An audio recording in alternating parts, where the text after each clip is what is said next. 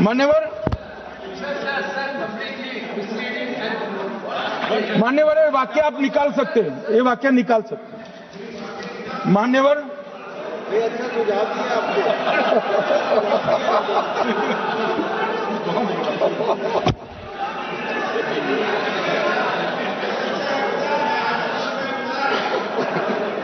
मान्यवर फिर ये सब हो रहा कल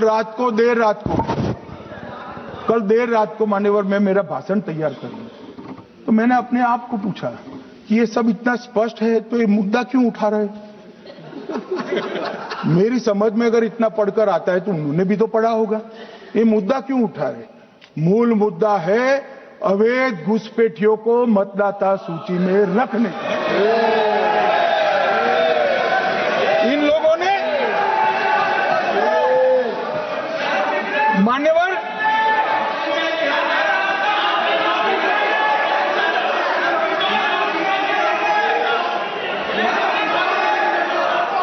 माननीय सदस्य, आपका भाषण भी सबने शांति से पूर्ण सुना है।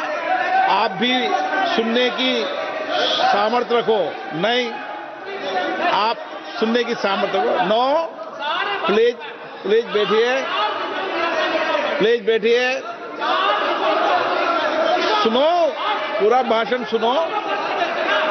आप जब बोलते हैं तो इधर भी सुनते हैं, आप भी इधर भी बोलते हैं, इधर सुने।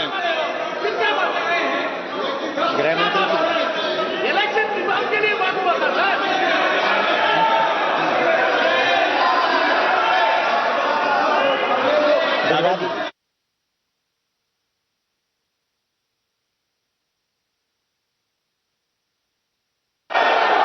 माननीय सदस्य, आप जब बोलते हैं तो इधर भी सुनते हैं, पूरे सुनने की क्षमता रखो। सर ये लोग डर गए हैं, जवाब नहीं सुन सकते हैं। इतना दिनों से देश के सामने में झूठ फैला करके इन्होंने गुमराह करके चर्चा मंगा। आज गृह मंत्री जी एक बात का जवाब दे रहे हैं, ये भाग गए, डर गए, सुन भी नहीं सकते ये। अगर ये सुन नहीं सकते हैं, इतना दिनों से संसद का समय बर्बाद क्यों किया। अगर सच्चाई नहीं सुन सकते तो इतना दिनों तक सरकार पर संसद का समय लोगों को भ्रम फैला करके क्यों समय बर्बाद किया। ये दिखा रहे, हमको मालूम था ये भागने वाले हैं। सच्चाई को सुनना चाहिए, सच्चाई को सुनना चाहिए। और जब सच्चाई सामने में आया तो डर गए, सुनने का कैपेसिटी तक नहीं है और इतना गुमराह किया। पिछले सेशन का पार्लियामेंट सेशन इन्होंने तबाही किया, मॉनसून सेशन को भी इन्होंने बर्बाद किया इसी मुद्दे पर। और ये हमारे शीतकालीन समय को भी इन्होंने 2 दिन बर्बाद किया। आज बारीकी से जब बता रहे थे ये लोग भाग गए, ये तो ठीक नहीं है।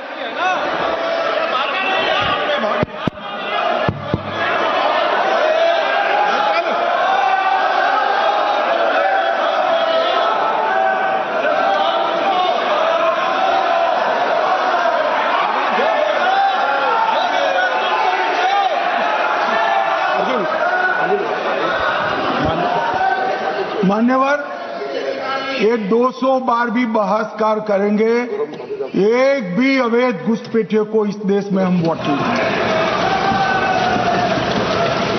ये हमारे एनडीए का पॉलिसी है मान्यवर। डिटेक्ट मतलब ढूंढो, डिलीट करो, मतदाता सूची में नाम काटो और उनको डिपोर्ट करो। हम संवैधानिक प्रक्रिया कर डिटेक्ट, डिलीट और डिपोर्ट ये पूरा करेंगे। ये क्यों सदन छोड़कर भाग गए। मैं इनके सामने तो कोई बात भी नहीं कर रहा था, ना कांग्रेस पार्टी के सामने बात कर रहा था। मैं तो बात कर रहा था घुसपैठियों को देश के बाहर निकालने की। अब ये तो देखिए साहब, अगर मैंने इतने सारे आरोप करे श्री जवाहरलाल नेहरू पर, इंदिरा गांधी पर, इनके पिताजी पर, सोनिया जी पर, तब भागते तो लाजिम था। ये घुसपैठियों को लिए भाग गए क्योंकि उनकी हमारी पॉलिसी है डिटेक्ट, डिलीट और डिपोर्ट। उनकी पॉलिसी है नॉर्मलाइज कर दो घुसपैठ को, उसके बाद में मान्यता प्रदान कर दो और चुनाव में मतदाता सूची में डालकर फॉर्मलाइज कर दो। मगर साहब ये लंबे समय तक नहीं चलना। मैं मेरे मन से मानता हूं, मेरे पार्टी के सिद्धांत तो है ही, मगर मैं मानता हूं कि जनसांख्यिकी में इतना बड़ा परिवर्तन देश के लिए बहुत बड़ा खतरा है। यह देश एक बार जनसांख्यिकी के आधार पर बंट चुका है और हम नहीं चाहते कि आने वाली पीढ़ी ये देश के भी बंटवारे दिखे। इसलिए ये बहुत जरूरी है कि इस देश से घुसपैठ को रोकना पड़ेगा। मान्यवर, ये कहते हैं कि घुसपैठ हो रही है, भारत सरकार की जिम्मेदारी नहीं है। मान्यवर, मैं आज बताना चाहता हूं, घुसपैठ हो रही है भारत बांग्लादेश की सीमा से। वहां पर कुल 2216 किलोमीटर बॉर्डर है, इसमें से 1653 किलोमीटर बॉर्डर बन चुकी है। अब 563 कहां बाकी रही है मान्यवर मालूम है? केवल और केवल एक राज्य बंगाल। आसाम का पूरा हो गया, मेघालय का पूरा हो गया, त्रिपुरा का पूरा हो गया, जम्मू कश्मीर का पूरा हो गया, पंजाब का पूरा हो गया, राजस्थान का पूरा हो गया, गुजरात का पूरा हो गया, खाली बंगाल का बाकी रखा। और मैं आज कहना चाहता हूं टीएमसी के लोगों को भी, ये राहुल जी के साथ में रहकर घुसपैठिया बचाओ यात्रा बिहार में निकली, साफ हो गए। आप भी घुसपैठियों को बचाओगे तो वहां भारतीय जनता पार्टी का विजय तय। मान्यवर, ये कहते हैं कि घुसपैठ क्यों हो रही? आप बॉर्डर नहीं बनाने देते, फेंसिंग नहीं करने दोगे, घुसपैठ नहीं होगी। फिर भी चलो, मैं पूछना चाहता हूं कि घुसपैठ होकर सबसे पहले घुसपैठिया कहां आता है? कहां आता है? तो गांव में आता है। पटवारी को मालूम नहीं पड़ता, गांव के थाने वाले को मालूम नहीं पड़ता। इसकी मतदाता सूची में नाम डालने के लिए आधार कार्ड कहां बनता है? वहीं बनता है। उसका राशन कार्ड कहां बनता है? बंगाल में बनता है। और मतदाता सूची में कौन सी मतदाता सूची में ऐड होता है? तो बंगाल में होते। आपकी कोई जिम्मेदारी नहीं है। मान्यवर, ये देश के भविष्य और सुरक्षा के साथ खिलवाड़ कर रहे। कभी कभार चुनाव तो जीत जाओगे घुसपैठियों के आधार पर, परंतु इस देश की सुरक्षा को आप ताक पर रखें। मैं आज कहना चाहता हूं मान्यवर, बिहार की जनता ने एक बहुत महान फैसला किया है घुसपैठिया बचाओ यात्रा के खिलाफ जनादेश दिया। और बंगाल भी ये करने जा रहा है मान्यवर, आने वाले दिनों में करेंगे, उनको मालूम नहीं।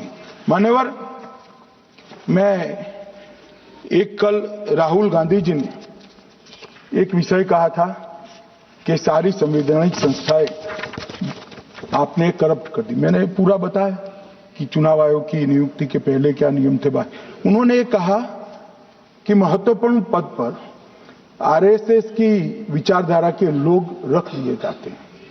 तो इसमें क्या आपत्ति है भाई? क्या इस देश में कोई कानून बना है कि आरएसएस की विचारधारा वाले हैं उनको कोई महत्वपूर्ण? अरे इस देश का प्रधानमंत्री आरएसएस की विचारधारा वाला है,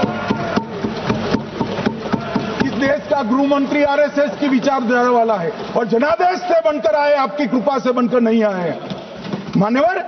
मगर उन्होंने क्या किया था वो मैं फिर बताना चाहता हूं। 1969 में इस देश का राष्ट्रपति का चुनाव हुआ। 1969 में इंदिरा जी अपनी पार्टी के अंदर ही संघर्ष करती थी।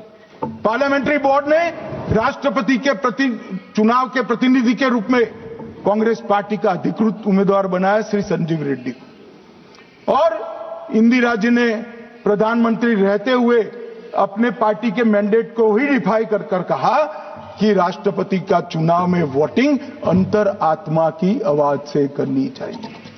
और उन्होंने श्री वीवी गिरी को प्रत्याशी बनाया मान्यवर। और फिर हुआ क्या? अल्पमत में थी वो। संजीव रेड्डी जी के वोट ज्यादा थे। जीतने के लिए उन्होंने कम्युनिस्टों से समाधान किया और इस देश की सारे संस्थान पर, शिक्षा संस्थान पर, महत्वपूर्ण संवैधानिक पद पर कम्युनिस्टों को बिठाने का काम इंदिरा गांधी जी ने। और वहीं से इस देश के विमर्श को बदलने का काम किया है, वहीं से किया है। वामपंथी विचारधारा इस देश के प्रकृति को, इस देश के स्वभाव को, इस देश की जनता को स्वीकार्य नहीं है।